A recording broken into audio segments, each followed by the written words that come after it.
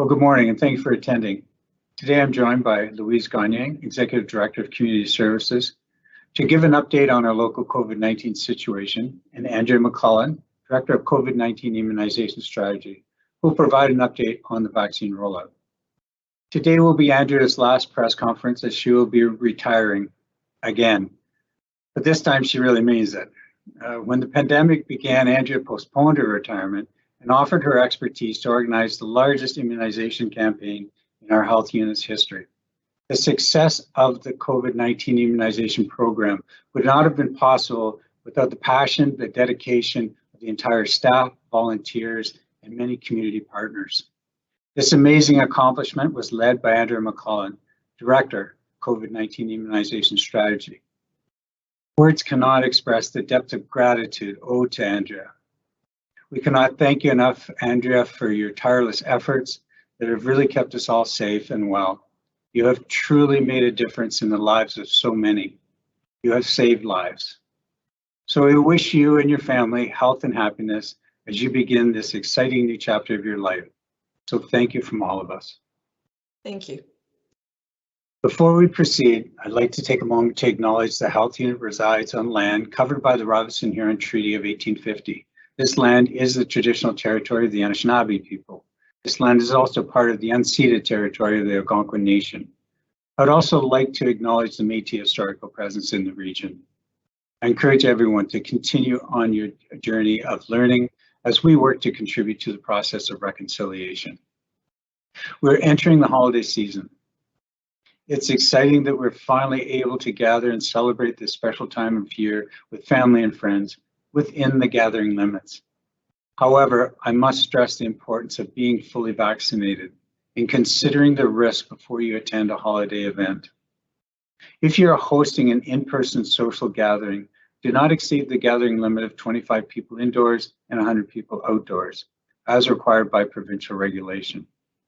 It is important when attending a party or hosting that you wash or sanitize your hands often and clean high-touch surface areas.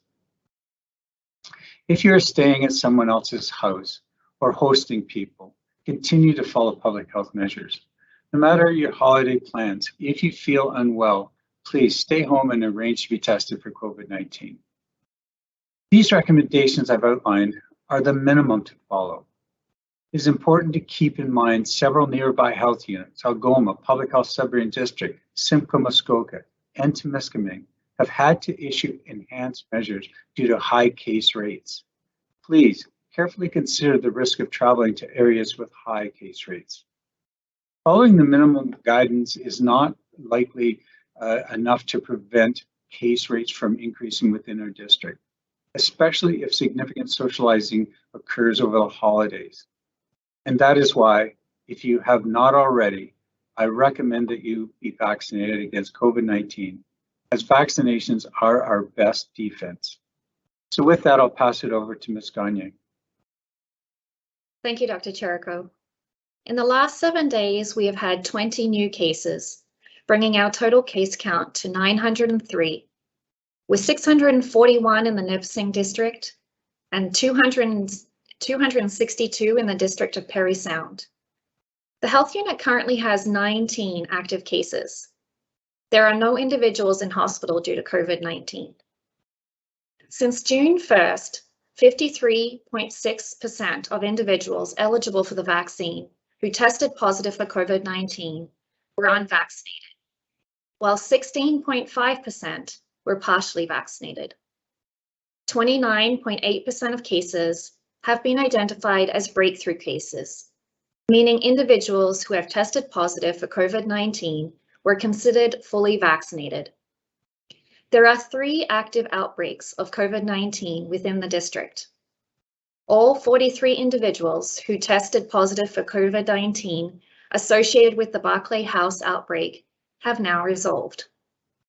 1 of 2 individuals who tested positive for COVID-19 associated with the Au Chateau outbreak have now resolved. We've had 1 new case of COVID-19 associated with the outbreak at St. Teresa's School this week, bringing the total to 3 cases. 1 of these 3 cases has resolved. We continue to monitor the situation and will let the public know when the outbreaks are over. Now back to you, Dr. Chirico. Thank you very much. So I'll pass it over to Andrea to give us an update on our vaccine rollout. Thanks, Dr. Chirico, and good morning, everyone. As of yesterday at 3 p.m., we are now at 87.8% of residents 12 years of age and older who've received at least one dose of a COVID-19 vaccine, and 84.2% of residents 12 years of age and older who are fully vaccinated. Currently, the age group with the lowest vaccination rates continues to be the 18 to 29-year-olds, with only 76% who've received at least one dose and 70% who are fully vaccinated. That means about 1 in 4 have yet to receive a dose of COVID vaccine. 79% of youth 12 to 17 years of age have received at least one dose of COVID vaccine, and 74% are fully immunized. As of yesterday at 3 p.m., a total of 197,026 vaccines have been provided in our district. On Tuesday, appointments opened for individuals aged 5 to 11 years of age. By noon on Tuesday, all 300 appointments at our First North Bay Clinic were fully booked. Additional clinics have been added, and will continue to be added in response to demand for appointments. Our youth and child clinics have been scheduled for after school hours in order to support parents bringing their child to the clinic to receive their vaccine. Our initial clinics are being offered in schools across the district, as well as at One Kids Place in North Bay and the Community Hub in Parry Sound. Clinic hours have been set to support parents to be at clinics with their child. You can book your appointment online or by calling the health unit at 1-844-478-1400. Even when you believe that being vaccinated against COVID-19 is the right thing to do, it can be a difficult decision to get a child immunized. Several online resources provide credible information regarding vaccinations in children and offer advice for how to speak to your child and prepare them for their vaccination. These would include sources such as our website, the Ministry of Health's website, Sick Kids, Immunize BC, and the University of Toronto. We are also encouraging healthcare professionals who have not yet received their third dose of vaccine to do so once it has been 168 days since their last dose. Now back to you, Dr. Chirico. Thank you, Andrea. So that ends our remarks, and please, if you have any questions, you can put them in the left of your screen, and please associate your name with it if you can, and we'll turn it over to Alex to start with the questioning. Hi, thank you. We'll just start with some lovely remarks that you've posted for Andrea. So thank you for your dedication, Andrea. You have done an amazing job. From Rich Kaufman at Vista Radio North Bay. Congratulations, Andrea. Thank you for all your great answers to our questions and for all the work you've done. Also for Andrea, from Jennifer Hamilton McCharles from The Nugget. Question for Andrea, but also thank you for your work. Looking back, what will you remember from this pandemic, good or bad? As well, is there anything you would like to change? Great question, Jennifer. Thank you. I would say that the one thing that has stood out is the way that the communities in our district have come together and worked to achieve what we've achieved throughout this process. There's good and bad in all of it.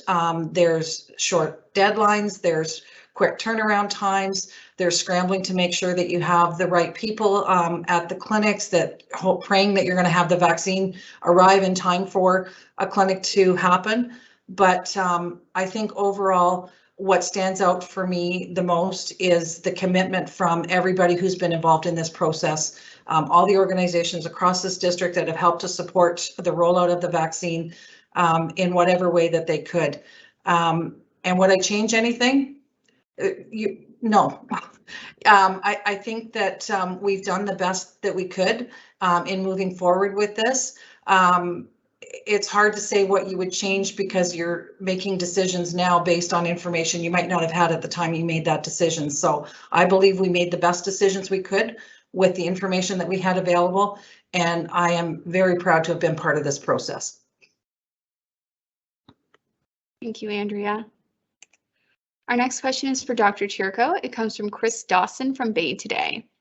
Dr. Chirico, When we were locked down last winter, you were cautious to open things up due to our border to Southern Ontario. How much does it concern you that there are Northern Health units seeing spikes in cases?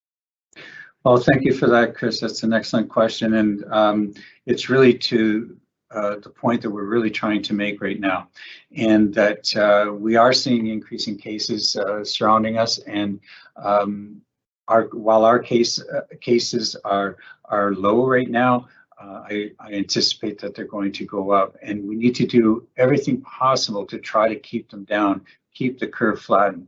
I think that there's a significant difference from last year to this year is that we've gotten so many more people immunized, and we know that these vaccines really work well to keep people out of hospital, to keep them from getting serious illness and ending up in the ICU or dying.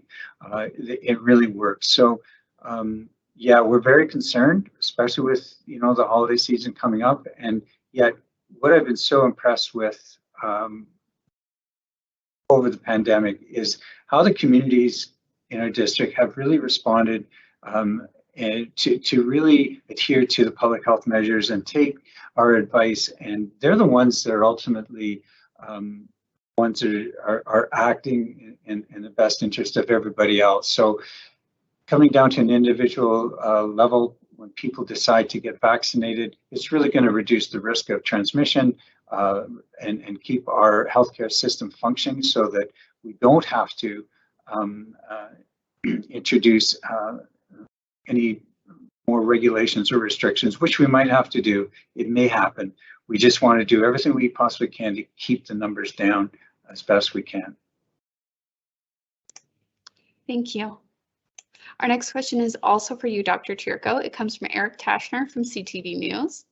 As children start to get vaccinated, obviously there are going to be parents who are concerned or worried. What can the health unit say to alleviate these worries and fears that parents may have?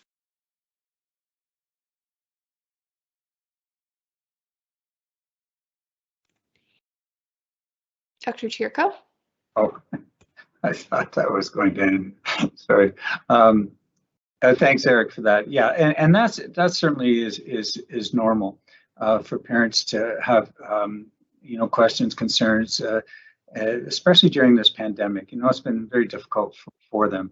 So what we really do encourage is that if you have questions, please give us a call and chat with one of our experts, as well as there are many sources available, credible information if you have questions.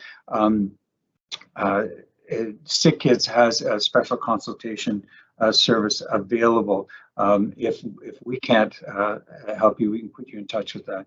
There are many websites that we have on ours that you can go to get more information. With regards to the vaccine itself, and in the 5 to 11-year-olds, there are a lot of real great benefits of getting the vaccine in that age group. Not just the direct ones, but the indirect ones. Directly, certainly the kids that have gotten COVID to date, the number of kids that have had it, usually it's asymptomatic or mild in nature. But there are a very few that potentially can get very sick from it. So there is that benefit. But even more compelling is being vaccinated will help in many other ways. We want to keep our kids in school. We don't want to disrupt their lives any more than it has been. The vaccines can help prevent that.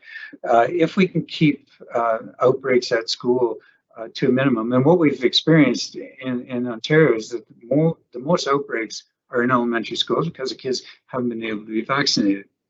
But if we can get these kids vaccinated and fully protected, it reduces the chances of disruption of the school, of their learning. We know how important it is for the mental, physical, and emotional well-being. So having them vaccinated, they then wouldn't have to isolate if they're in close contact with somebody. They can continue to go to school. The family wouldn't be disrupted.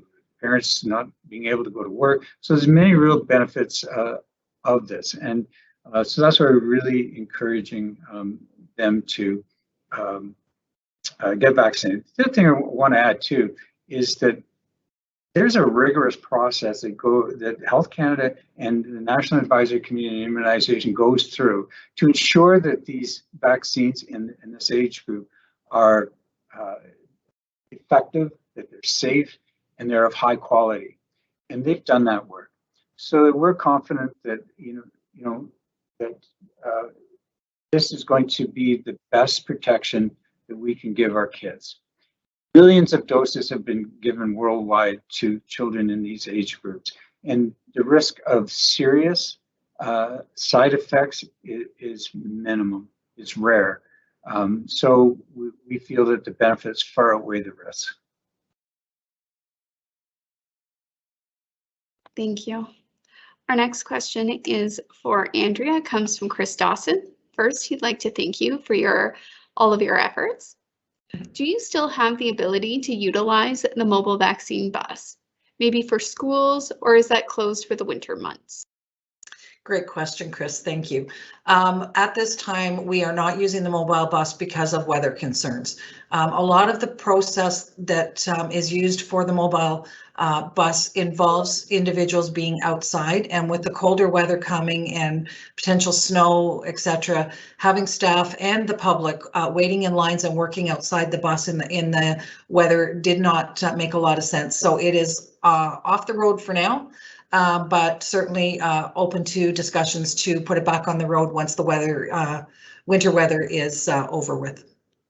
Yeah, and I'd also like to add and a big shout out and thanks to Mayor Al McDonald in the city and all the people who work there that made it possible for us to have this bus, and it was tremendously successful. We were able to reach out to really hard to reach areas and people, and we want to really thank the city for all the work that they did with us. A great community partnership, so thank you. And so, we administered a total of 3,672 vaccines in the time that we utilized that mobile bus, strictly on the bus. That's just the statistics from the bus. So it certainly helped us to reach a lot of people that we might not otherwise have reached. Thank you. Our next question is also for you, Andrea. It comes from Jennifer from the Nugget. Do you know if the booster will be required to do things that residents who are now currently fully vaccinated get to do, such as attend hockey games or going inside to eat at a restaurant? Great question, Jennifer. At this time, there has been no indication from the ministry that the booster doses will be mandatory. The vaccine series consisted of two doses of vaccine, and that's what was required to receive the vaccine passport or vaccine certificate. And we have not had any communication to this point in time that that's going to change with booster doses. Thank you. Eric Tashner for CTV News says, congrats on the work, Andrea, and then has a follow-up question for Louise. Did the health unit have any concerns regarding the large crowds at the Santa Claus parade? Thanks, Eric. No, we did not. There were no complaints received as a result of the Santa Claus parade and no fines issued. Thank you. Our next question is for Andrea. Could there be a possibility of a drive-through setup for children and youth to be vaccinated? Thanks for that question. At this time, we have not considered drive-through option for specifically for children and youth. There are a lot of limiting factors around that. Children tend to be a little bit more difficult or concerned about being immunized, and I don't know that a drive-through setup would be conducive to immunizing children specifically. So at this time, that's not something that we have considered.